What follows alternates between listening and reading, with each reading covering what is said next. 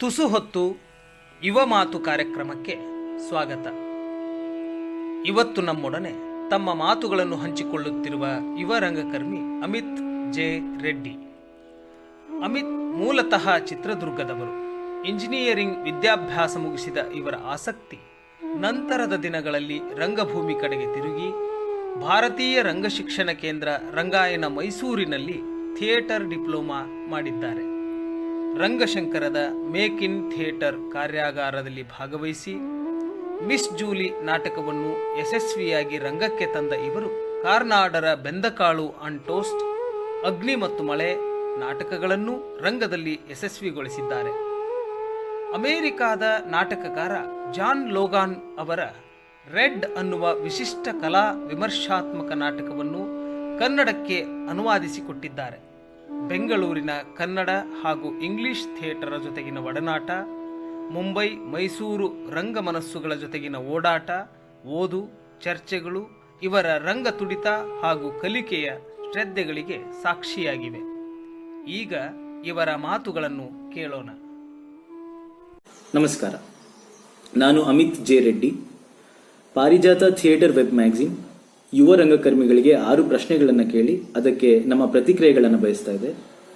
ಒಂದಿಷ್ಟನ್ನು ಬರೆದಿಟ್ಕೊಂಡಿದ್ದೀನಿ, ಅದನ್ನು ಓದ್ತೀನಿ. So that ಆಚೆ ಈಚೆ ಹೋಗದೆ ಕೊಟ್ಟಿರುವ ಕಾಲಾವಕಾಶವನ್ನು ಸರಿಯಾಗಿ ಬಳಸ್ಕೋಬಹುದು ಅನ್ನೋ ಕಾರಣಕ್ಕೋಸ್ಕರ. ನನಗೆ ಕೇಳಿರುವ ಮೊದಲನೇ ಪ್ರಶ್ನೆ, ರಂಗಭೂಮಿಯ ಕುರಿತಾದ ನಿಮ್ಮ ಸೆಳೆತಗಳ ಬಗ್ಗೆ ಹೇಳಿರಿ, ಮತ್ತೆ ಅದಕ್ಕೆ ಬೇಕಾಗಿ ನಿಮ್ಮ ಸುತ್ತಲಿನ ಜಗತ್ತು ಹೇಗಿತ್ತು? ಸಾಹಿತ್ಯದ ಓದಿನಿಂದ ನನಗೆ ರಂಗಭೂಮಿ ಪರಿಚಯ ಆಗಿದ್ದು. ಸುಮಾರಷ್ಟು ವಿಚಾರಗಳು ನನಗೆ ರಂಗಭೂಮಿ ಅನ್ನೋದಕ್ಕಿಂತ ಒಂದು ಎಕ್ಸ್ಪ್ರೆಷನ್ ಕಂಡುಕೊಳ್ಳೋದಕ್ಕೆ ಇನ್ಫ್ಲುಯೆನ್ಸ್ ಮಾಡಿದ್ದಾವೆ. ಒಂದು ವಯಸ್ಸಲ್ಲಿ ಹುಟ್ಟಿಕೊಂಡ ಕೆಲವಷ್ಟು ಕನ್ಫ್ಯೂಷನ್ಸ್ಗಳು ಅಟ್ ಸಮ್ ಪಾಯಿಂಟ್ ನನ್ನನ್ನು ತುಂಬಾ ಯೋಚನೆ ಮಾಡೋ ಹಾಗೆ ಮಾಡ್ತಾ ಇದ್ವು. ನನ್ನ ಬಾಲ್ಯ, ನನ್ನ ಅಡೋಲಸೆನ್ಸ್, ನನ್ನ ನೇಬರ್ಹುಡ್, ನನ್ನ schooling, and they started bothering me. I basically was trying to escape from them. ಅಷ್ಟೊತ್ತಿಗಾಗಲೇ ಸಾಹಿತ್ಯವನ್ನ ಓದೋದಕ್ಕೆ ಶುರು ಮಾಡಿದ್ದೆ. ಅದು ನನಗೆ ಒಂದು ರೀತಿಯಲ್ಲಿ ಸಮಾಧಾನ ಕೊಡ್ತಾ ಇತ್ತು. ನನಗೆ ಇನ್ಫ್ಲುಯೆನ್ಸ್ ಮಾಡಿದ ರೈಟರ್ಸ್ ಅಂದರೆ ಭೈರಪ್ಪ, ತರಾಸು, ಶಿವರಾಮ್ ಕಾರಂತ್, ಕುವೆಂಪು, ಶ್ರೀನಿವಾಸ್ ವೈದ್ಯ, ಯಶವಂತ್ ಚಿತ್ತಾಲ. ಬೆಂಗಳೂರಿನಲ್ಲಿ ಇಂಜಿನಿಯರಿಂಗ್ನ 2ನೇ ವರ್ಷ ಮುಗಿಯುವಷ್ಟರಲ್ಲಿ ಒಂದಷ್ಟು ಸಾಹಿತ್ಯದ ಪರಿಚಯ ಆಗಿತ್ತು. ಅದೇ ಟೈಮಲ್ಲಿ ಈ ನನ್ನ ಆಸಕ್ತಿಗಳನ್ನು ಗಮನಿಸಿದ್ದ ನನ್ನ ಮೇಷ್ಟ್ರೊಬ್ಬರು ರಂಗಶಂಕರದ ಸ್ಪೇಸ್ ಬಗ್ಗೆ ಹೇಳಿದ್ರು. ಆದರೆ ಹೋಗೋಕ್ಕಾಗಿರ್ಲಿಲ್ಲ. ಅವರೇ ನನಗೆ ನೀನಾಸಂನ ಸೂರ್ಯನ ಕುದುರೆ ನಾಟಕದ ವಿಡಿಯೋ ಕೊಟ್ಟಿದ್ರು. ನಾನು ನೋಡಿ ಇಷ್ಟಪಟ್ಟಿದ್ದೆ ಆ ನಾಟಕವನ್ನು. ಇದಾದ್ಮೇಲೆ ಹಿಂದೂ ನ್ಯೂಸ್ ಪೇಪರ್ನ ಥಿಯೇಟರ್ ಕಾಲಮ್ ಅಲ್ಲಿ ರಂಗಶಂಕರದಲ್ಲಿ ನಡೀತಿದ್ದ ಶೇಕ್ಸ್ಪಿಯರ್ ನಾಟಕೋತ್ಸವದ ಬಗ್ಗೆ ಒಂದು ಆರ್ಟಿಕಲ್ ಬಂದಿತ್ತು. ಆ ಫೆಸ್ಟಿವಲ್ನಲ್ಲಿ ಸ್ಪೆಕ್ಟಕಲ್ ಅನಿಸುವಂತಹ ಒಳ್ಳೊಳ್ಳೆ ನಾಟಕಗಳನ್ನು ನೋಡಿದೆ. ರಾಬರ್ಟ್ ಜೀನ್ ಬೋಟ್, ವಾನಾವಕೆ ವಾಹೇರಿ ವಾವಿಂಜಾ, ಪಿಯಾ ಬೆಹರುಪಿಯಾ. ಅಲ್ಲಿಂದ ನಾಟಕ ನೋಡೋದು ಒಂದು ಹವ್ಯಾಸ ಆಯಿತು. ಅದಾದ್ಮೇಲೆ 2 ವರ್ಷ ರೆಗ್ಯುಲರ್ ಆಗಿ ನಾಟಕಗಳನ್ನು ನೋಡ್ತಾ ಇದ್ದೆ. ಕೆಲವಷ್ಟು ನಾಟಕಗಳ ಕಂಟೆಂಟ್ಗಳು ತುಂಬಾ ಹೊಸ ಹೊಸ ವಿಷಯಗಳನ್ನು ಹೇಳ್ತಿದ್ವು. ಇನ್ನಷ್ಟು ನಾಟಕಗಳು ಚೆನ್ನಾಗಿ ಕನೆಕ್ಟ್ ಆಗ್ತಾ ಇದ್ವು. ಒಂದು ರೀತಿಯಲ್ಲಿ ಈ ನಾಟಕಗಳು ಇಂಪ್ಯಾಕ್ಟ್ ಮಾಡೋದಕ್ಕೆ ಶುರುವಾಯಿತು. ಘಾಷ, ಅವಸ್ಥೆ, Nirbhaya, C sharp C blunt, beyond binary, Baghdad wedding, Majuli, troubadour, red, ಬಿಕ್ರೆಬಿಂಬ್, ನಿಮಿತ್ತ, ನೀಲಂ ಮಾನ್ಸಿಂಗ್ರ ನಾಗಮಂಡಲ, ಸಮುದಾಯದ ತುಗ್ಲಕ್, ರಾಯ್ಸ್ಟನೇಬಲ್ರ ಕಿಚನ್ ಇತ್ಯಾದಿ. ಆ ಟೈಮಲ್ಲಿ ಇನ್ನೊಂದಷ್ಟನ್ನ ಓದೋದಕ್ಕೆ ಆಯಿತು. Like Chekhov, Karnad, Oscar Wilde, Ananth Murthy, D H. Lawrence, James Baldwin, Tolstoy, Jack Kerouac, Hemingway. ಇಷ್ಟಲ್ಲದೆ ನನ್ನ ಫ್ರೆಂಡ್ ಒಂದಷ್ಟು ಒಳ್ಳೊಳ್ಳೆ ಮೂವೀಸ್ ತೋರಿಸ್ತಾ ಇದ್ದ. ಒಂದಷ್ಟು ವರ್ಲ್ಡ್ ಸಿನಿಮಾಸ್ನ ನೋಡಿದೆ. ಮತ್ತೆ ಗಿರೀಶ್ ಕಾಸರವಳ್ಳಿ, ರಿತುಪರ್ಣ ಘೋಷ್. ಅಲ್ಲಿಗಾಗಲೇ ನನಗೂ ಏನಾದರೂ ಬರಿಬೇಕು ಅನ್ನಿಸ್ತಿತ್ತು. ಇರುಳು ಅಂತ ಒಂದು ಕಿರು ನಾಟಕವನ್ನು ಬರೆದೆ. ಕಾಲೇಜ್ನಲ್ಲಿ ನನ್ನ ಸಮಾನ ಮನಸ್ಕ ಫ್ರೆಂಡ್ಸ್ಗಳೊಟ್ಟಿಗೆ ಅದನ್ನು ಓದ್ತಾ ಇದ್ದೆ, ಚರ್ಚೆ ಮಾಡ್ತಾ ಇದ್ವಿ. ಇಂಗ್ಲಿಷಲ್ಲಿ 1-2 poems ಬರೆದಿದ್ದೆ. But those 2 poems, they really haunted me. I couldn't keep them. Basically, ನನಗೆ ಒಂದು ಎಕ್ಸ್ಪ್ರೆಷನ್ ಬೇಕು ಅನ್ನಿಸ್ತಿತ್ತು. ಸೊ ಇವಿಷ್ಟು ರಂಗಭೂಮಿ ಮಾಡಬೇಕು ಅನ್ನಿಸುವುದಕ್ಕೆ ನನ್ನ ಸೆಳೆತಗಳು. ನನ್ನ ಸುತ್ತಮುತ್ತಲಿನ ಪರಿಸರ ಅಂದರೆ ಇಂಜಿನಿಯರಿಂಗ್ ಮುಗಿಯೋದಕ್ಕೆ ಬಂದಿತ್ತು. ಸಾಹಿತ್ಯವನ್ನು, ನಾಟಕವನ್ನು ಶಾಸ್ತ್ರೀಯವಾಗಿ ಕಲಿಬೇಕು ಅಂತ ನಿರ್ಧಾರ ಮಾಡಿದ್ದೆ. ಆ್ಯಂಡ್ ಇಷ್ಟೆಲ್ಲ ನಮ್ಮ ಮನೆಯಲ್ಲಿ ಹೇಳೋದು ಸುಲಭ ಇರಲಿಲ್ಲ. ನನ್ನ ಇಂಟ್ರೆಸ್ಟ್ ಬಗ್ಗೆ ಅವ್ರಿಗೆ ಗೊತ್ತಿತ್ತು, ಆದರೆ ಇದರಲ್ಲೇ ಮುಂದುವರಿತೀನಿ ಅಂದಾಗ ಸ್ವಲ್ಪ ಗಾಬರಿ ಆದರು. ಆ್ಯಂಡ್ ಹವೆವರ್ ಥಿಯೇಟರ್ ಸ್ಕೂಲಿಂಗ್ ಮಾಡ್ತೀನಿ ಅಂತ ಅವರನ್ನು ಒಪ್ಪಿಸಿದೆ. ನನಗೆ ಕೇಳಿರುವ ಎರಡನೇ ಪ್ರಶ್ನೆ, ರಂಗಭೂಮಿಯಲ್ಲಿ ನಿಮ್ಮ ಪಾಲ್ಗೊಳ್ಳುವಿಕೆ ಹೇಗಿದೆ? ರಂಗಭೂಮಿಯಲ್ಲಿ ನೀವು ಕಲಿತ ಹಾಗೂ ಕಲಿಯದ ಸಂಗತಿಗಳನ್ನು ವಿವರಿಸಿ. ರಂಗಭೂಮಿಯ ಪ್ರೇಕ್ಷಕನಾಗಿ ನಾಟಕಗಳು ನನಗೆ ಕೇಳಿಸಿಕೊಳ್ಳುವ ಮತ್ತು ಹೇಳಿಕೊಳ್ಳುವ ಎಂಪತಿಯನ್ನು ಕಲಿಸಿಕೊಟ್ಟಿದೆ. ಒಂದು ವಿಷಯ ಅಥವಾ ಒಂದು ಅಭಿಪ್ರಾಯ, ಅದು ನನ್ನದೇ ಆಗಿರ್ಬೋದು ಅಥವಾ ಮತ್ತೊಬ್ಬ ವ್ಯಕ್ತಿ ಅಥವಾ ಸಮೂಹದ್ದಾಗಿರ್ಬೋದು, ಇದಕ್ಕೆ ಒತ್ತಾಸೆಯಾಗಿ ನಿಲ್ಲುವುದನ್ನು, ದನಿಯಾಗುವುದನ್ನು ರಂಗಭೂಮಿಯಲ್ಲಿ ನೋಡಿದ್ದೇನೆ. ರಂಗಭೂಮಿ ನನಗೆ ಒಂದು ಎಕ್ಸ್ಪ್ರೆಷನ್ನ ಸ್ಟ್ರಾಂಗ್ ಪಾಸಿಬಿಲಿಟಿ ಆಗಿಯೇ ಕಾಣುತ್ತೆ. ಮೈಸೂರಿನ ರಂಗಾಯಣದಲ್ಲಿ ನಾಟಕವನ್ನು ಕಲಿಯುವಾಗ ರಂಗಭೂಮಿಯ ಮತ್ತೊಂದು ಆಯಾಮ ಪರಿಚಯ ಆಯಿತು. ಆ ಒಂದು ವರ್ಷ ಪರ್ಸನಲಿ ನನಗೆ ತುಂಬಾನೇ ಎನ್ರಿಚಿಂಗ್ ಅಥವಾ ರೆಜ್ಯುವಿನೇಟಿಂಗ್ ಅಂತ ಹೇಳ್ಬೋದು. ಒಂದು ವರ್ಷದ ಥಿಯೇಟರ್ ಟ್ರೈನಿಂಗ್ ಮುಗಿಯೋದಕ್ಕೆ ಬಂತು. ಅಷ್ಟರಲ್ಲಿ ಆಗಲೇ ಜಗದೀಶ್ ಮನವರ್ತೆ ಸರ್ ನಿರ್ದೇಶನದಲ್ಲಿ ಆಷಾಢದ ಒಂದು ದಿನ ನಾಟಕ ಮಾಡಿದ್ದೆ. ನಾಟಕ ಕಟ್ಟುವುದರ ಬೇಸಿಕ್ಸ್ ಆದದ್ದು ನನಗೆ ಆ ಒಂದು ಪ್ರೊಡಕ್ಷನ್ ಅಲ್ಲಿ. ಇದಲ್ಲದೆ ಜಯರಾಮ್ ತಾತಾಚಾರ್ ಸರ್, ಸುರೇಂದ್ರನಾಥ್ ಸರ್ ಇವರಿಬ್ಬರು ಆ ನಿರ್ದೇಶನಕ್ಕೆ ಸಂಬಂಧಿಸಿದ ಹಾಗೆ ಕೆಲವಷ್ಟು ವರ್ಕ್ಶಾಪ್ ಮಾಡಿದ್ರು. ರಂಗಶಿಕ್ಷಣದ ಅಂತ್ಯದಲ್ಲಿ ನಾವೆಲ್ಲ ಒಂದೊಂದು ನಾಟಕವನ್ನ ನಿರ್ದೇಶನ ಮಾಡಬೇಕಾಗಿ ಬಂತು. ಸೊ ಇಷ್ಟೆಲ್ಲವನ್ನ ನಾನು ನಿರ್ದೇಶನ ಮಾಡುವಾಗ ಅಪ್ಲೈ ಮಾಡೋದಕ್ಕೆ ಸಾಧ್ಯ ಆಯಿತು. ಆಸ್ಕರ್ ವೈಲ್ಡ್ ಮತ್ತು ಅವನ ಪ್ರಿಯಕರ ಆಲ್ಫ್ರೆಡ್ ಡಗ್ಲಸ್ ಬರೆದುಕೊಂಡಿದ್ದ ಪ್ರೇಮ ಪತ್ರಗಳನ್ನಿಟ್ಟುಕೊಂಡು ಲವ್ ಲೆಟರ್ ಅಂತ ಒಂದು ಕಿರು ನಾಟಕವನ್ನು ಬರೆದು ನಿರ್ದೇಶನ ಮಾಡಿದೆ. ಅಡೋಲಸೆನ್ಸ್ ಅಲ್ಲಿ ಆಗುವ ಫ್ರೆಂಡ್ಶಿಪ್ ಮತ್ತು ರಿಲೇಶನ್ಶಿಪ್ಸ್ಗಳ ಬಗ್ಗೆ ಮತ್ತು ಅದರ ಕಾಂಪ್ಲೆಕ್ಸಸ್ ಬಗ್ಗೆ ನಾಟಕ ಬರೆದಿದ್ದೆ. ಆಗ ನನಗೆ ಅಡ್ರೆಸ್ ಮಾಡಲೇಬೇಕೆಂದುಕೊಂಡಿದ್ದ ವಿಷಯ ಅದು. ನಮ್ಮ ಬ್ಯಾಚ್ ಅಲ್ಲಿ ಒಳ್ಳೆಯ ಆಕ್ಟರ್ಸ್ ಇದ್ರು and sensible enough to understand what I was thinking. Unless with them dealing sexuality, dealing intimacy I think would be difficult. ತುಂಬಾ ಪ್ಯಾಷನೇಟ್ ಆಗಿ ಆ ನಾಟಕವನ್ನ ಮಾಡಿದ್ವಿ. ನಾಟಕ ಮುಗಿದ ಮೇಲೆ there was a strong silence which is the most we expected for. ನಾಟಕ ನೋಡಿದ ನನ್ನ ಗೆಳೆಯರು, ನನ್ನನ್ನು ಗೈಡ್ ಮಾಡ್ತಾ ಇದ್ದಿದ್ದ ಮಂಜುನಾಥ್ ಬೆಳಕೆರೆ ಸರ್ ನಾಟಕದ ಬಗ್ಗೆ ಒಳ್ಳೆಯ ಅಭಿಪ್ರಾಯ ಹೇಳಿದ್ರು. ಸೊ ಇಲ್ಲಿಂದ ರಂಗಭೂಮಿಯಲ್ಲಿ ನಾನು ಹೇಗೆ ತೊಡಗಿಸ್ಕೋಬೇಕು ಅನ್ನುವುದರ ಬಗ್ಗೆ ಒಂದಿಷ್ಟು ಕ್ಲಾರಿಟಿ ಸಿಕ್ತು. ನಾನು ಇಂಥದ್ದೇ ವಿಷಯವನ್ನ ಅಡ್ರೆಸ್ ಮಾಡಬೇಕು ಅನ್ನುವ ಕಾನ್ಫಿಡೆನ್ಸ್ ಗೇನ್ ಆಯಿತು. ನಂತರದ ದಿನಗಳಲ್ಲಿ ರಂಗಶಂಕರದ ಮೇಕಿಂಗ್ ಥಿಯೇಟರ್ ವರ್ಕ್ಶಾಪ್ ಕೂಡ ನನಗೆ ಮತ್ತಷ್ಟು ಪಾಸಿಬಿಲಿಟೀಸ್ಗೆ ದಾರಿ ಮಾಡಿಕೊಡ್ತು. ಅಲ್ಲಿ ನಿರ್ದೇಶಿಸಿದ ಮಿಸ್ ಜೂಲಿ ನಾಟಕದಲ್ಲೂ ಇಂಥದ್ದೇ ಒಂದು ವಿಷಯದ ಹುಡುಕಾಟ ನಡೆಸಿದ್ವಿ. ನಮ್ಮ ಬಾಲ್ಯ ಮತ್ತು ನಮ್ಮ ಪ್ರಾಯ ನಮ್ಮ ಪ್ರೌಢಾವಸ್ಥೆಯನ್ನು ಹೇಗೆ ಇನ್ಫ್ಲೂಯೆನ್ಸ್ ಮಾಡುತ್ತೆ ಅನ್ನುವ ಅಂಡರ್ಲೈನಿಂಗ್ ಅಲ್ಲಿ ನಾಟಕ ಕಟ್ಟೋಕೆ ಪ್ರಯತ್ನ ಮಾಡಿದ್ವಿ. ಮೊದಲ 3 ಪ್ರದರ್ಶನಗಳಲ್ಲಿ ನಾವು ಅಂದ್ಕೊಂಡಿದ್ದನ್ನ ಕನ್ವೆ ಮಾಡೋಕೆ ಸಾಧ್ಯ ಆಗ್ತಿರ್ಲಿಲ್ಲ. ಕೆಲವೊಂದು ಸರ್ತಿ ಕನ್ವೆ ಆದ್ರೂ ಅದು ನಾವು ಅಂದ್ಕೊಂಡದ್ದು ಆಗ್ತಿರ್ಲಿಲ್ಲ. ಸೊ ಆ ನಾಟಕವನ್ನ ಅಲ್ಲಿಗೆ ವೈಂಡ್ ಅಪ್ ಮಾಡೋದು ಅಂತ ಅಂದ್ಕೊಂಡ್ವಿ.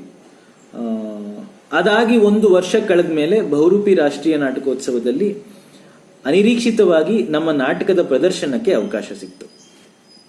ಆಗ ಇಬ್ಬರು ಬೇರೆಯ ಆಕ್ಟ್ರೆಸ್ಗಳೊಟ್ಟಿಗೆ ವರ್ಕ್ ಮಾಡಬೇಕಾಗಿ ಬಂತು. ಅಲ್ಲಿ ಒಂದು ಒಳ್ಳೆಯ ಅಸೋಸಿಯೇಷನ್ ಆಯಿತು, ಅವರೊಟ್ಟಿಗೆ ಒಳ್ಳೆಯ ಪ್ರೊಸೆಸ್ ಆಯಿತು. ಲೈಕ್ ನಾವೆಲ್ಲ ಒಂದನ್ನೇ ಯೋಚನೆ ಮಾಡ್ತಿದ್ವಿ, ಒಂದನ್ನೇ ನೋಡ್ತಾ ಇದ್ವಿ. ಇವರೊಟ್ಟಿಗೆ ಕೆಲಸ ಮಾಡುವಾಗ ಹೊಸದಾಗಿ ಇನ್ನಷ್ಟು ಎಕ್ಸ್ಪ್ಲೋರ್ ಮಾಡೋದಕ್ಕಾಯ್ತು. ಡಿಸ್ಕಷನ್ಸ್ ಆಗ್ತಿತ್ತು, ಆರ್ಗ್ಯುಮೆಂಟ್ಸ್ ಆಗ್ತಾ ಇತ್ತು, ಮತ್ತೆ ಪ್ರಯೋಗ ಆಗ್ತಿತ್ತು. Again it was full of life. ನೀವೇನೇ ಯೋಚನೆ ಮಾಡಿದ್ರು ಅದನ್ನ ಎಕ್ಸಿಕ್ಯೂಟ್ ಮಾಡುವ ನಟ ನಟಿಯರು ಸಿಗದಿದ್ದಾಗ ನಿಮ್ಮ ಯೋಚನೆ it makes no sense. We were very precise this time. Emotions ಇಂದ ಹಿಡಿದು ಸ್ಟೇಜ್ ಮೇಲೆ ಕಾಣುವ ಎಲ್ಲವೂ ಇಷ್ಟಿಷ್ಟೇ ಇರಬೇಕು ಅನ್ನುವ ಹಾಗೆ ಕೆಲಸ ಮಾಡಿದ್ವಿ. ಆ ನಾಟಕವೂ ಕೂಡ ಅದನ್ನೇ ಬೇಡ್ತಾ ಇತ್ತು. ಈ ಸರ್ತಿ ಬಹಳಷ್ಟು ವರ್ಕ್ ಆಯಿತು, ಕೆಲವಷ್ಟು ಆಗಲಿಲ್ಲ. ಅದೊಂದು ಪರ್ಫೆಕ್ಟ್ ಶೋ ಆಗದೆ ಇದ್ರು it connected to the lot of audience as I wanted it to be. So basically ನನಗೆ there will be something only I can say it in this particular manner ಅಂತಹ ವಿಷಯಗಳಿಗೆ ಹೆಚ್ಚು ಗಮನ ಕೊಡ್ತೀನಿ. ಎರಡನೇದು, ಮೇಕಿಂಗ್ ಥಿಯೇಟರ್ನಲ್ಲಿ ಸುಮಾರಷ್ಟು ಟೀಚರ್ಸ್ ಇನ್ನೊಂದು ವಿಷಯವನ್ನು ಒತ್ತಿ ಹೇಳ್ತಿದ್ರು. ಒಬ್ಬ ನಿರ್ದೇಶಕ ಒಂದು ನಾಟಕವನ್ನ ಪ್ರಯೋಗಕ್ಕೆ ಅಂತ ತೆಗೆದುಕೊಂಡಾಗ ತನ್ನ ನಟ ನಟಿಯರೊಂದಿಗೆ ಮತ್ತೆ ಡಿಸೈನರ್ಸ್ಗಳೊಟ್ಟಿಗೆ ಟೆಕ್ನಿಷಿಯನ್ಸ್ಗಳೊಟ್ಟಿಗೆ ಹುಡುಕಾಟ ನಡೆಸಬೇಕು. We have to discover it together ಅಂತ. ಸೊ ಈ ಎರಡು ವಿಷಯಗಳನ್ನ ನಾನು ಕೆಲಸ ಮಾಡುವಾಗ ಬ್ಯಾಲೆನ್ಸ್ ಮಾಡೋದಕ್ಕೆ ಟ್ರೈ ಮಾಡ್ತೀನಿ. ಮುಂದುವರೆದು ಒಂದು ಪ್ರಶ್ನೆ ಇದೆ, ರಂಗಭೂಮಿಯಲ್ಲಿ ಕಲಿತ ಮತ್ತು ಕಲಿಯದ ಸಂಗತಿಗಳು ಏನು ಅನ್ನೋದು. ಸೊ ಹೀಗೆ ಇನ್ನಷ್ಟು ಕಲಿಬೇಕು ಅಂತ ಮುಂಬೈಗೆ ಹೋದಾಗ ಅಲ್ಲಿ ರಾಮು ರಾಮನಾಥನ್ ಅವರ ವರ್ಕ್ಶಾಪ್ ಅಲ್ಲಿ ಅವರು ನನಗೆ ಹೇಳಿದ್ದು, ಮತ್ತೆ ಮತ್ತೆ ಹೊಸದಾಗಿ ಕಲಿಯೋ ಬದಲು ಈಗಾಗಲೇ ಕಲ್ತಿರೋದನ್ನ ಅಪ್ಲೈ ಮಾಡಿ ನೋಡು ಅಂತ ಒಂದು ಸಜೆಷನ್ ಕೊಟ್ಟರು. ಅಂಡ್ ಅದನ್ನ ನಾನು ಸ್ವಲ್ಪ ಸೀರಿಯಸ್ ಆಗಿ ತಗೊಂಡು ಸದ್ಯಕ್ಕೆ ಹೊಸದಾಗಿ ಕಲಿಯುವ ಯೋಚನೆ ಮಾಡಿಲ್ಲ, unless it is learning from the works I do. ನನಗೆ ಕೇಳಿರುವ ಮೂರನೇ ಪ್ರಶ್ನೆ, ನೀವು ಬಯಸುವ ಭವಿಷ್ಯದ ರಂಗಶಾಲೆ ಮತ್ತು ರಂಗಭೂಮಿ ಹೇಗಿರಬೇಕು? ಈಗ ರಂಗಶಾಲೆಗಳು ಅದರ ಕರಿಕ್ಯುಲಮ್ ಅಲ್ಲಿ ಏನ್ ಮಾಡ್ತಿದ್ದಾವೆ, ಈಗಿನ ಕ್ರಿಯೇಟಿವ್ ಚಾಲೆಂಜಸ್ಗಳಿಗೆ ಅದು ಏನೇನೂ ಸಾಲೋದಿಲ್ಲ. 10 ತಿಂಗಳ ಅವಧಿಯಲ್ಲಿ ಬೇಸಿಕ್ ಆದ ಒಂದಷ್ಟು ವ್ಯಾಕರಣವನ್ನು ಹೇಳ್ಕೊಡ್ತಿದ್ದೀರಿ, ದೇಹ ಮತ್ತು ವಾಯ್ಸ್ಗೆ ಸಂಬಂಧಪಟ್ಟ ಹಾಗೆ ಒಂದಷ್ಟು ಟ್ರೈನಿಂಗ್ ಕೊಡ್ತಿದ್ದೀರಿ, ಒಂದೆರಡು ಫೋಕ್ ಫಾರ್ಮ್ಸ್ ನ ಪರಿಚಯ ಮಾಡ್ತಿದ್ದೀರಿ, ರಂಗಭೂಮಿಯ ಇತಿಹಾಸಕ್ಕೆ ಸಂಬಂಧಪಟ್ಟ ಹಾಗೆ, ನಟನೆಗೆ ಸಂಬಂಧಪಟ್ಟ ಹಾಗೆ ಒಂದಷ್ಟು ಪಾಠಗಳು ಮಾಡ್ತಿದ್ದೀರಿ, ಕೆಲವಷ್ಟು ಆಕ್ಟಿವಿಟೀಸ್ ಆಗ್ತಿದ್ದಾವೆ. ಸ್ಟೈಲೈಸ್ಡ್ ಅಂತ ಒಂದೆರಡು ನಾಟಕಗಳನ್ನ, ರಿಯಲಿಸ್ಟಿಕ್ ಅಂತ 1 ಅಥವಾ 2 ನಾಟಕವನ್ನ ಮಾಡಿಸಿ ಎಕ್ಸಾಮ್ ಕೊಟ್ಟು ಒಂದು ಸರ್ಟಿಫಿಕೇಟ್ ಕೊಟ್ಟು ಕಳಿಸ್ತಿದ್ದೀರಿ. ಕರ್ನಾಟಕದ ಆಲ್ಮೋಸ್ಟ್ ಎಲ್ಲ ರಂಗಶಾಲೆಗಳು ಹೆಚ್ಚು ಕಡಿಮೆ ಇದೇ ಪ್ಯಾಟರ್ನ್ ಅನ್ನ ಫಾಲೋ ಮಾಡ್ತಿದ್ದಾವೆ. ರಂಗಶಾಲೆಗಳು ಇಷ್ಟನ್ನೇ ಕಲಿಯೋದಕ್ಕೆ ಸೀಮಿತಗೊಂಡು ವಿದ್ಯಾರ್ಥಿಗಳ ಕ್ರಿಯೇಟಿವ್ ಸ್ಪೇಸ್ಗೆ ಜಾಗ ಮಾಡಿಕೊಡದಿದ್ದಾಗ ರಂಗ ಶಿಕ್ಷಣ ಪರಿಪೂರ್ಣವಾಗೋದಿಲ್ಲ. ವರ್ಷದಲ್ಲಿ 4 ನಾಟಕಗಳನ್ನು ಮಾಡಿಸೋದೇ ರಂಗಶಾಲೆಗಳ ಟಾರ್ಗೆಟ್ ಆಗಬಾರ್ದು. ರಂಗ ಶಿಕ್ಷಣ ಮುಗಿಸಿದ ಮೇಲೆ ಅವ್ರಿಗಿರುವ ಸಾಧ್ಯತೆಗಳ ಬಗ್ಗೆ, ಸಾಮರ್ಥ್ಯ ಮತ್ತು ಎಕ್ಸ್ಪ್ರೆಷನ್ ಬಗ್ಗೆ ಒಂದಷ್ಟು ಕ್ಲಾರಿಟಿ ಆ ವಿದ್ಯಾರ್ಥಿಗಳಿಗೆ ಬಾರದೆ ಹೋದರೆ ರಂಗ ಶಿಕ್ಷಣ ಸಾರ್ಥಕತೆಯನ್ನು ಹೊಂದೋದಿಲ್ಲ. ಬೇಸಿಕಲಿ ಆಂಟ್ರಪ್ರನೋರಿಯಲ್ ಸ್ಕಿಲ್ಸ್ ಅವರಿಗೆ ತಿಳಿಸಿಕೊಡದೇ ಇದ್ದಾಗ ಅವರು 4 ನಾಟಕ ಮಾಡಿದ ಪ್ರಯೋಜನ ಆದ್ರೂ ಏನು? ರಂಗ ಶಿಕ್ಷಣ ಮುಗಿಸಿ ಹೊರಗಡೆ ಹೋಗಿ ಏನೇನ್ ಮಾಡ್ತಿದ್ದಾರೆ ಅಂತ ನೋಡೋದಾದ್ರೆ ಅದು ಸ್ಯಾಟಿಸ್ಫ್ಯಾಕ್ಟರಿ ಅನ್ನುವ ಹಾಗೂ ಇಲ್ಲ. ಸೊ ಆಚೆ ಹೊರಡುತ್ತಿರುವ ವಿದ್ಯಾರ್ಥಿಗಳ ಗುಣಮಟ್ಟದ ಬಗ್ಗೆ ರಂಗಶಾಲೆಗಳು ಯೋಚನೆ ಮಾಡಬೇಕಾಗಿದೆ. ಸೋಕಾಲ್ಡ್ ರಂಗಶಾಲೆಗಳಿಗೆ ಹೋಗದೆಯೇ ತನ್ನ ಊರಲ್ಲಿರುವ ಯಾವುದೋ ಅವರಿಗೆ ಗೊತ್ತಿರುವ ರಂಗತಂಡದೊಟ್ಟಿಗೆ ಸೇರಿ ನಾಟಕ ಮಾಡಿ ಒಂದಷ್ಟು ವರ್ಕ್ಶಾಪ್ಗಳನ್ನು ಮಾಡಿಕೊಂಡು ಸಮರ್ಥವಾಗಿ ಪ್ಯಾಷನೇಟ್ ಆಗಿ ರಂಗಭೂಮಿಯಲ್ಲಿ ತೊಡಗಿಸಿಕೊಂಡವರು ಯಶಸ್ವಿಯಾದವರು ಇದ್ದಾರೆ. ಹೀಗಿದ್ದಾಗ ರಂಗಶಾಲೆಗಳ ಅವಶ್ಯಕತೆ ಏನು? ಇನ್ನೊಂದನ್ನು ಗಮನಿಸುವುದಾದ್ರೆ ಕರ್ನಾಟಕದ ಆಲ್ಮೋಸ್ಟ್ ಎಲ್ಲ ರಂಗಶಾಲೆಗಳು ನಟನನ್ನ ತಯಾರು ಮಾಡೋದಕ್ಕೆ ಹೆಚ್ಚು ಪ್ರಾಧಾನ್ಯತೆ ಕೊಡ್ತಿದ್ದಾವೆ. ರಂಗಭೂಮಿಯ ಬೇರೆ ಆಯಾಮಗಳ ಬಗ್ಗೆ ತುಂಬಾ ಕಡಿಮೆ ಅಥವಾ ಅವುಗಳ ಕಡೆ ಗಮನ ಹರಿಸದಿರುವುದು ಇದೆ. ರಂಗಭೂಮಿ ಈಗ ಕೇವಲ ನಟನಿಗೆ ಮಾತ್ರ ಸೀಮಿತಗೊಂಡಿಲ್ಲ, ನಿರ್ದೇಶಕನಿಗೆ ಅದು ಸೀಮಿತಗೊಂಡಿಲ್ಲ. ಡಿಸೈನರ್ಗಳ ಅಗತ್ಯ ಇದೆ, ಟೆಕ್ನಿಷಿಯನ್ಸ್ಗಳ ಅಗತ್ಯ ಇದೆ, ಮ್ಯೂಸಿಕ್ ಕಂಪೋಸರ್ಗಳ ಅಗತ್ಯ ಇದೆ, ಡ್ರಮಟರ್ಜಿಗಳ ಅಗತ್ಯ ಇದೆ. ಮತ್ತೆ ನಟನ ತಯಾರಿಯು ಅಂತ ಅದ್ಭುತ ಅನ್ನುವ ಹಾಗೇನು ಇಲ್ವಲ್ಲ. So what I wanted to say is, ಸ್ವಲ್ಪವಾದರೂ ಎಕ್ಸ್ಪ್ರೆಷನ್ನ ಹುಡುಕಾಟದಲ್ಲಿರುವ ವಿದ್ಯಾರ್ಥಿಗಳನ್ನ ಆಯ್ಕೆ ಮಾಡಿಕೊಂಡು ಅವರ ಕನ್ಫ್ಯೂಷನ್ಸ್ಗಳನ್ನ, ಅವರಲ್ಲಿರುವ ಗೊಂದಲಗಳನ್ನ ರಂಗಶಾಲೆಗಳು ಒಂದು ಕಡೆ ಚಾನಲೈಸ್ ಮಾಡೋದರ ಕಡೆ ಕೆಲಸ ಮಾಡಬೇಕಾಗ್ತದೆ. ಇಡೀ 10 ತಿಂಗಳು ಎಲ್ಲವನ್ನು ಹೊಸದಾಗಿ ಕಲಿಸುವುದಕ್ಕೆ ರಂಗಶಾಲೆಗಳು ಹೆಣಗಾಡಬಾರದು. ಪ್ರಾಕ್ಟಿಕಲ್ ಸ್ಕಿಲ್ಸ್ ಮತ್ತು ಅಪ್ಲಿಕೇಶನ್ಗಾಗಿ ಒಂದಷ್ಟು ಸಮಯವನ್ನ ರಂಗಶಾಲೆಗಳಲ್ಲಿ ಮೀಸಲಿಡಬೇಕಾಗ್ತದೆ. ಬೆಳಿಗ್ಗೆಯಿಂದ ಸಂಜೆವರೆಗೆ ಒಂದನ್ನ ಕುರಿತು ಓದೋದಕ್ಕೆ, ತಿಳಿದುಕೊಳ್ಳೋದಕ್ಕೆ, ಯೋಚನೆ ಮಾಡೋದಕ್ಕೆ, ಮತ್ತೆ ವೆರಿ ಇಂಪಾರ್ಟೆಂಟ್ಲಿ ಇಷ್ಟೆಲ್ಲವನ್ನ ಅಪ್ಲೈ ಮಾಡೋದಕ್ಕೆ ರಂಗಶಾಲೆಗಳು ಸ್ಪೇಸ್ ಮಾಡಿಕೊಡ್ಬೇಕು. 20 ಜನರನ್ನ ನೀವು ರಂಗಶಾಲೆಗೆ ಆಯ್ಕೆ ಮಾಡಿಕೊಂಡು ಮತ್ತೆ ಅವರನ್ನ ಗ್ರೇಡ್ ಮಾಡ್ತಿದ್ದೀರಿ. ಜನರಲೈಸ್ ಮಾಡಿ ಪಾಠಗಳನ್ನ ಮಾಡಬೇಕು, ಹೌದು, ಆದರೆ ಅವರವರ ಇಂಡಿವಿಜುವಲ್ ಇಂಟ್ರೆಸ್ಟ್ ಏನು ಅನ್ನೋದನ್ನ ಖುದ್ದು ನೀವೇ ತಿಳಿದುಕೊಂಡು ಕೆಲಸ ಮಾಡಬೇಕಾಗ್ತದೆ.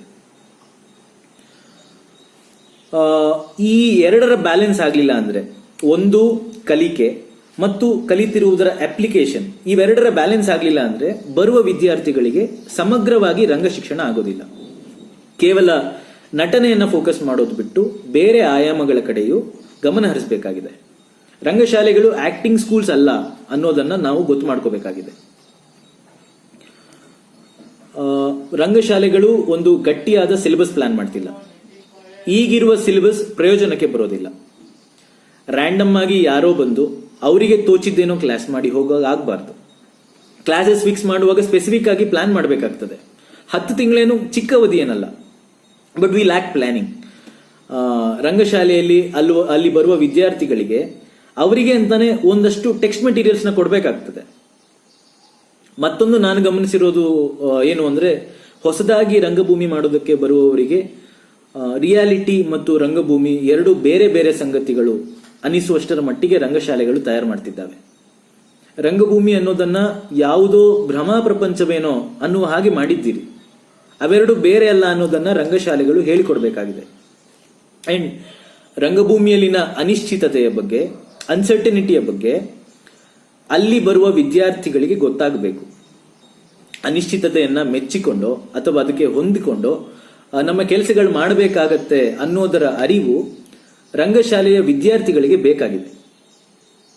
ಇನ್ನೊಂದು ಬಹುಮುಖ್ಯವಾಗಿ ರಂಗಶಾಲೆಗಳಲ್ಲಿ ಬರುವ ಶಿಕ್ಷಕರು ಅಷ್ಟೇ, ಅವರಿಗೆ ಗೊತ್ತಿರುವುದನ್ನು ಹೇಳಿಕೊಟ್ಟು ಇದೇ ರಂಗಭೂಮಿ ಅಂತ ವಿದ್ಯಾರ್ಥಿಗಳಲ್ಲಿ ರಂಗಭೂಮಿಯ ಪರಿಕಲ್ಪನೆಯನ್ನ ಮಿತಿಗೊಳಿಸಬಾರದು. ಮತ್ತೆ ನಮ್ಮಲ್ಲಿರುವ ಟೂಲ್ಸ್ ಕೂಡ ಅಷ್ಟೇ, ಈಗಿನ ಕ್ರಿಯೇಟಿವ್ ಚಾಲೆಂಜಸ್ಗಳಿಗೆ ಅವು ಸಾಲೋದಿಲ್ಲ. ಅವುಗಳ ಪರಿಷ್ಕರಣೆ ಆಗಬೇಕಾಗಿದೆ.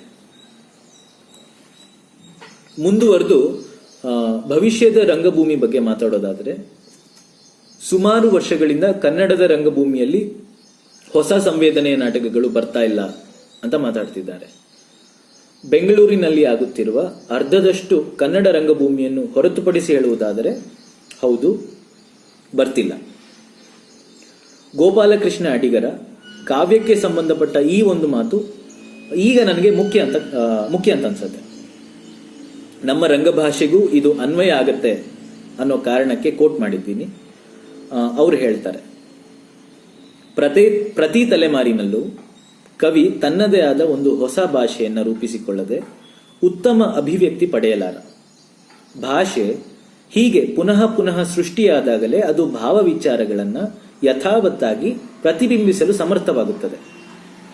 ಗತಕಾಲದ ಭಾಷೆ ಭಾವವನ್ನು ಕೊಲ್ಲುತ್ತದೆ, ಮನಸ್ಸನ್ನು ಮಂಕಾಗಿಸುತ್ತದೆ. ಅರ್ಥಕ್ಕಿಂತ ಶಬ್ದಗಳ ಹಾರಾಟವೇ ಹೆಚ್ಚಿ ಅರ್ಥ ಮರೆಯಾಗುತ್ತದೆ. ಉತ್ಸವ ಮೂರ್ತಿ ತಾನೇ ಮೂಲ ವಿಗ್ರಹವೆಂದು ವಿಜೃಂಭಿಸುತ್ತದೆ. ಆದ ಕಾರಣವೇ ಭಾಷೆ ಹೊಸ ಜೀವನ ಭಾವನೆಗಳಿಗೆ ತಕ್ಕ ರೀತಿ ರೂಪುಗೊಳ್ಳಬೇಕಾಗುತ್ತದೆ. ಕಾವ್ಯಕ್ಕೆ ಮತ್ತೆ ವಾಸ್ತವದ ರಕ್ತದಾನ ನಡೆಯಬೇಕು. ಈ ಜಗತ್ತನ್ನ ಬಿಟ್ಟು ಕಾವ್ಯ ಬದುಕಲಾರದು ಎಂಬುದನ್ನು ಮತ್ತೆ ಕವಿಗಳು ಅರಿಯಬೇಕಾಗುತ್ತದೆ. ಸೊ ಇಷ್ಟು, ಸಿಸ್ಟಮ್ ಅಪ್ಡೇಟ್ ಆಗದಿದ್ದಾಗ ಹೊಸದನ್ನ ನಿರೀಕ್ಷಿಸುವುದಾದರೂ ಹೇಗೆ? ಕಂಟೆಂಟ್ ವೈಸ್ ಆಗಿರಲಿ, ಫಾರ್ಮ್ ವೈಸ್ ಆಗಿರಲಿ, ಅಥವಾ ನಟನೆಯಲ್ಲೇ ಆಗಿರಲಿ, ತುಂಬಾ ಹಳೆಯ ಭಾಷೆಯನ್ನೇ ಬಳಸ್ತಿದ್ದೀವಿ ನಾವು. ಯಾವುದೋ ಒಂದೆರಡು ಫಾರ್ಮ್ಗಳಿಗೆ ಸೀಮಿತವಾಗಿದೆ ನಮ್ಮ ರಂಗಭೂಮಿ. ತುಂಬಾ ಇಂಪಾರ್ಟೆಂಟ್ ಆಗಿರುವ ರೆಪರ್ಟರಿಗಳ ನಾಟಕಗಳಲ್ಲಿಯೂ ಇದರ ಏಕತಾನತೆ ಕಾಣ್ತಾ ಇದೆ.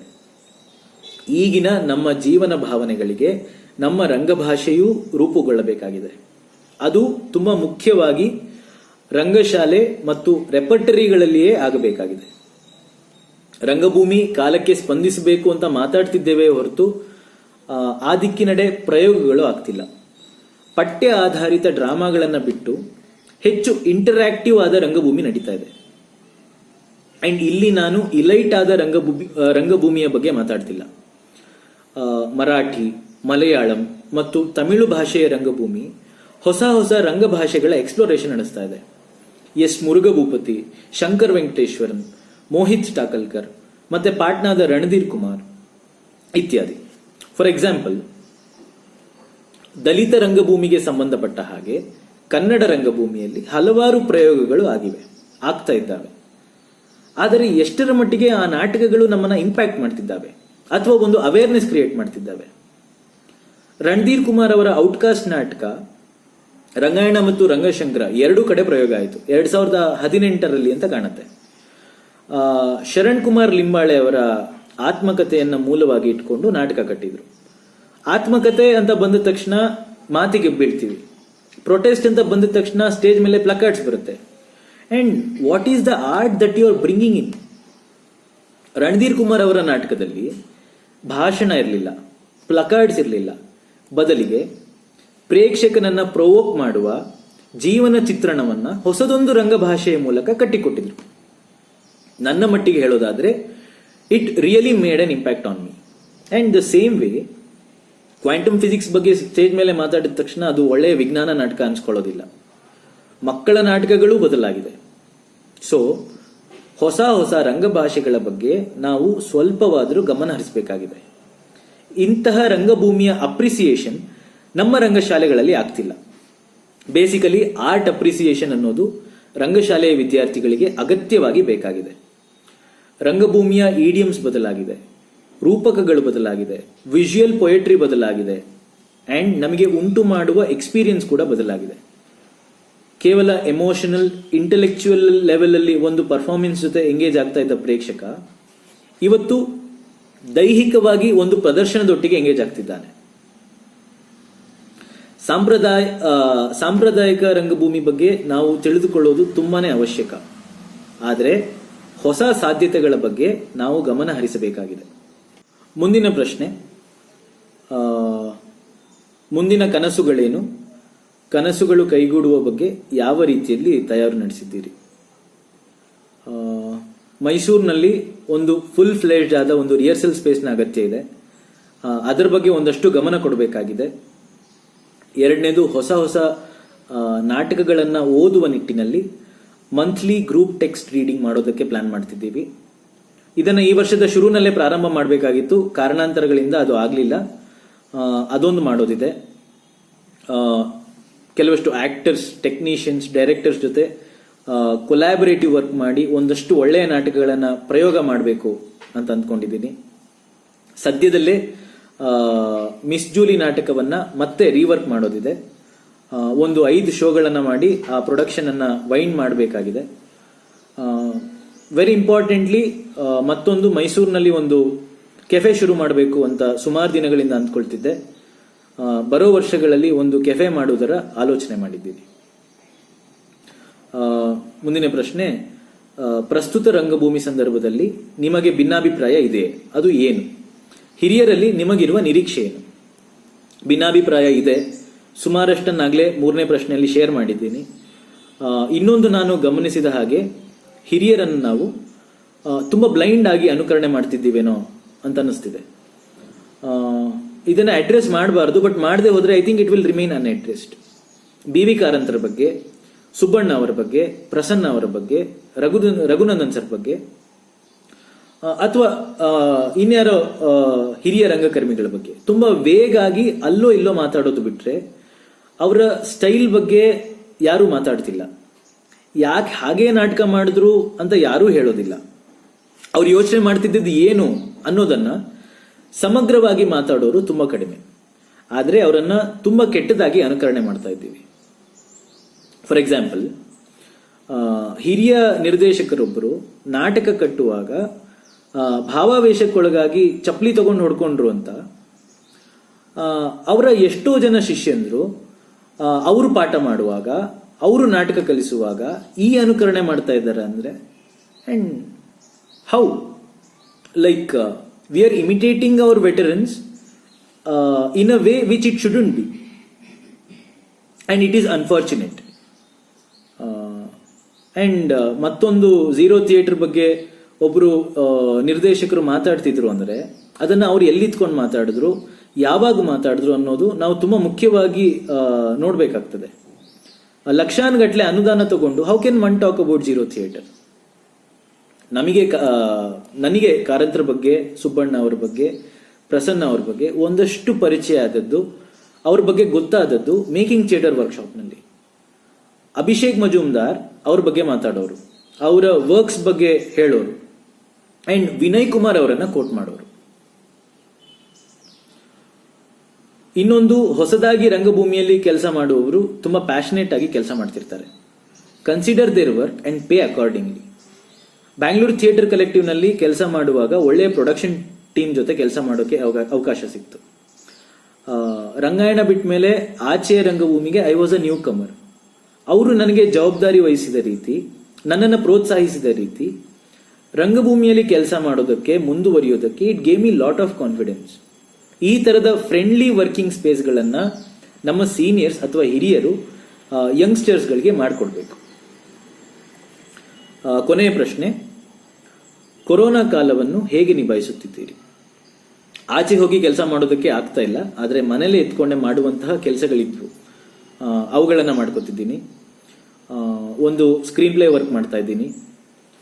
ಅದರೊಟ್ಟಿಗೆ ನ್ಯಾಷನಲ್ ಥಿಯೇಟರ್ ಪುಣೆಯ ಆಸಕ್ತ ತನ್ನ ನಾಟಕಗಳ ಸ್ಟ್ರೀಮಿಂಗ್ ನಡೆಸ್ತಾ ಇದೆ. ಆ ನಾಟಕಗಳನ್ನು ನೋಡ್ತಾ ಇದ್ದೀನಿ. ಕೆಲವಷ್ಟನ್ನು ಓದಿದೆ, ಇನ್ನಷ್ಟನ್ನು ಓದ್ತಾ ಇದ್ದೇನೆ. ಒಂದಷ್ಟು ಸಿನಿಮಾ ನೋಡಿದೆ, ಒಂದಷ್ಟು ಅನುವಾದ ಮಾಡಿದೆ. ಇದರೊಟ್ಟಿಗೆ ಬ್ಯಾಂಗ್ಳೂರಿನ ಸ್ಟಿಲ್ ಸ್ಪೇಸ್ ಥಿಯೇಟರ್ನವರು ಒಂದಷ್ಟು ರಿಲೀಫ್ ವರ್ಕ್ ಮಾಡ್ತಿದ್ದಾರೆ. ಅವರೊಟ್ಟಿಗೆ ಸ್ವಲ್ಪ ದಿನ ವಾಲಂಟಿಯರಿಂಗ್ ಮಾಡ್ತಾ ಇದ್ದೇನೆ. ಸೊ ಇಷ್ಟು. ಧನ್ಯವಾದಗಳು. ಪಾರಿಜಾತ ಟೀಮ್ ಈ ಒಂದು ಅವಕಾಶ ಮಾಡಿಕೊಟ್ಟಿದ್ದಕ್ಕೆ ಅವ್ರಿಗೂ ಕೂಡ ಧನ್ಯವಾದಗಳನ್ನು ತಿಳಿಸ್ತೇನೆ.